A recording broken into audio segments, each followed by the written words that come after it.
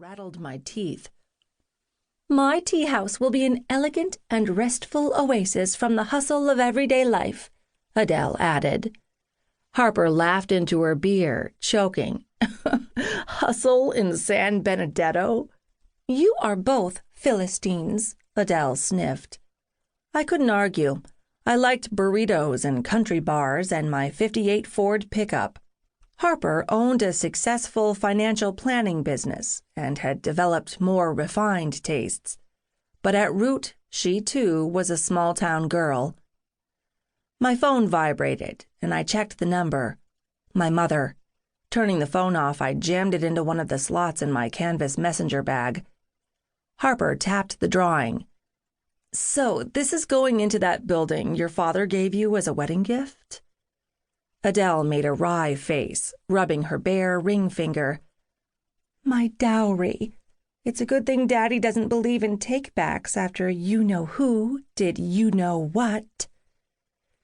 You-know-who was her now ex-fiancé Michael. Adele had caught him doing you-know-what with Christy Huntington in the back of an old sedan. I'd never trusted Michael, but how do you tell that to a friend who's in love? So I'd kept my mouth shut, and Adele had been hurt.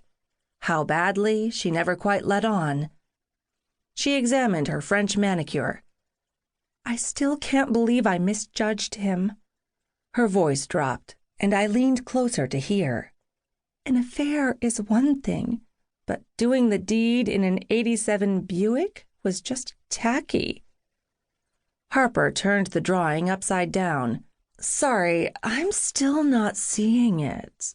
And these plans look too small for the space that held Chuck's Chicken Shack and Paranormal Museum." Adele shuddered. "Please don't mention the Chicken Shack. I'm exorcising it from the town's memory." She reached below the table, her black hair swinging forward in a silky curtain.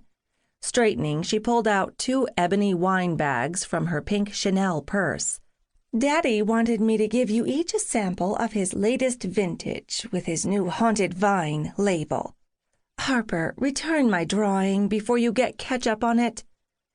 Harper swapped the drawing for the wine, and I drew my bottle from its sleeve. The bottle was almost black, with a ghostly image of a twisted vine. It was a Zinfandel. No surprise, since our tiny Central California town specialized in that grape. We were farmers who made wine, not like those snooty vintners in Napa. San Benedetto was off the beaten wine trail, but our wines could hold their own against our better-known competitors. Adele's family owned a vineyard and tasting room, thanks to which the 3 of us had developed an illicit taste for vino well before the legal drinking age.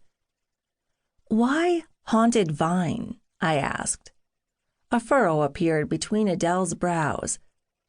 "It's a play on San Benedetto's second biggest tourist attraction, the Paranormal Museum." "I thought the giant flaming Christmas cow was our second biggest attraction," I said. Every year, the local Dairy Farmers Association created a 30-foot straw cow for Christmas, and nearly every year, someone, I suspected high school kids, burned it down. I'd bring marshmallows if I knew the timing of the next cow flambe, but it was always a mystery. Last month, just when we thought the cow might survive the season, it went up 2 days before New Year's. "Back to your drawing," Harper said. "It looks like your tea room takes up the Chicken Shack space. So what's up with the Paranormal Museum?" Adele stiffened. "Oh, no." We tracked her gaze toward the entryway.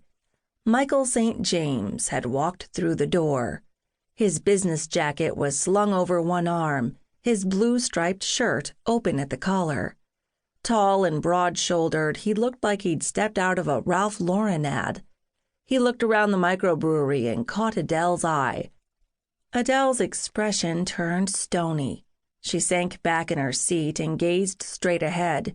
Hurt flickered in her dark eyes. "We can go somewhere else if you want," I said. Michael St. James wasn't my ex-fiancé, but I could feel my blood pressure rising.